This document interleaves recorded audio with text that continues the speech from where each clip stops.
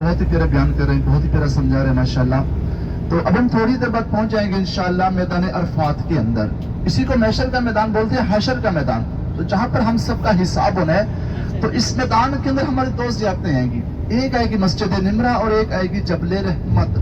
تو مسجد نمرہ جو پورا سال بند رہے گی، سال میں صرف ایک دن کھلتی ہے، 9 ذی الحجہ کے دن. سب سے بڑا خطبہ حج کا خطبہ ہوتا ہے وہ مسجد نمرہ سے ہوتا ہے. آپ کو جو سنت طریقہ ہے، آپ لوگ 8 ذی الحجہ کے دن مینا میں چلے جائیں گے.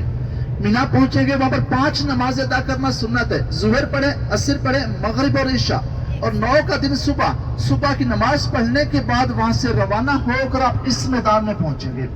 اس میدان میں وہ سب پہنچیں گے جنہوں نے حج کرنا ہوگا، جو جہاں پر بھی ہے، کوٹھوں کے اندر ہے، مینا کے اندر ہے، گھروں کے اندر ہے، جو جہاں پر بھی ہے 9 ذی الحجہ کے دن اس میدان میں پہنچے گا. اس میدان میں نہیں پہنچے گا تو اس کا حج ہی نہیں ہے.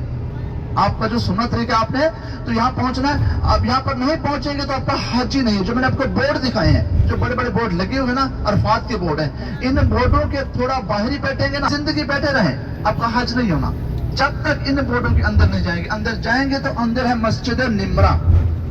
اب انشاءاللہ ہم بھی کوشش کریں وہاں جانے کی. بھائی سے میں نے بات کی ہے تو ہر بندہ وہاں نہیں جاتا، تو ماشاءاللہ بھائی اچھے میں لے کے جا رہے ہیں انشاءاللہ. مسجد نمرہ ہے، مسجد نمرہ میں جو گنجائش حاجوں کی ہے وہ 3 سے 3.5 لاکھ کی ہے.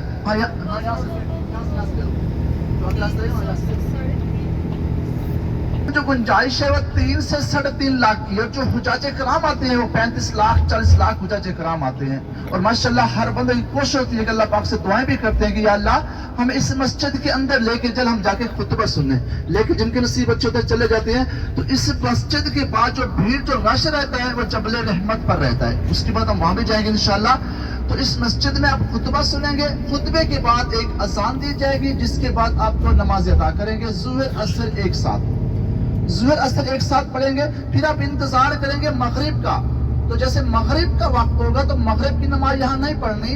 مغرب کی نماز کے لیے آپ یہاں سے روانہ ہو جائیں گے میدان مزدلفہ، جو میرے اللہ کا دوسرا رحمت بڑا میدان ہے، میدان مزدلفہ. اب آپ الٹے ہاتھ پہ دیکھیں، یہ مسجد نظر آئے گی آپ کو انشاءاللہ. یہ مسجد نمرہ ہے، اسی کے اندر ہم جا رہے ہیں انشاءاللہ.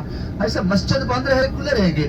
تو جن کے وضو ہیں تو ٹھیک ہے، جن کے وضو نہیں ہے یا پانی بیچنے والے بیٹھے ہیں، پانی لیں، وضو بنائیں، 2 رکعت نفل پڑھیں گے. تحیت المسجد، 2 رکعت نفل تحیت. اس کے بعد نا دل سے ایک دعا کریں گے کہ یا اللہ جس طرح آج ہم پہ راضی ہوا ہے، اسی طرح اسی سال اسی مسجد کے اندر حج کا خطبہ سننے کی توفیق عطا فرما. یہ دعا بھی کیجئے گا انشاءاللہ. یہ وہ میدان ہے جس میدان کے اندر ہمارے پیارے نبی کریم صلی اللہ علیہ وآلہ وسلم نے ہماری خاطر 5 سے 6 گھنٹے ہاتھ اٹھا کر رو رو کر دعائیں مانگی تھی کہ یا اللہ میری امت تو بخش دے. آج اسی میدان کے اندر ہم بھی پہنچ رہے ہیں الحمدللہ. ہم بھی یہاں پر جا کے رو رو کر دعائیں کریں گے اور یہاں پر نفل پڑھیں گے. پھر ہم جائیں گے جبل رحمت پر، وہاں جا کے رو رو کر دعائیں کریں گے، کیونکہ وہاں پر حضرت علیہ الصلوۃ والسلام نے ہماری خاطر رو رو کر دعائیں کی تھی. تو یہاں مسجد میں ہر بند نہیں آتا، ہم آپ کو اسپیشل لے کے ہیں ماشاءاللہ. تو ابھی ہمارے پاس ٹائم رہے گا 10 منٹ کا.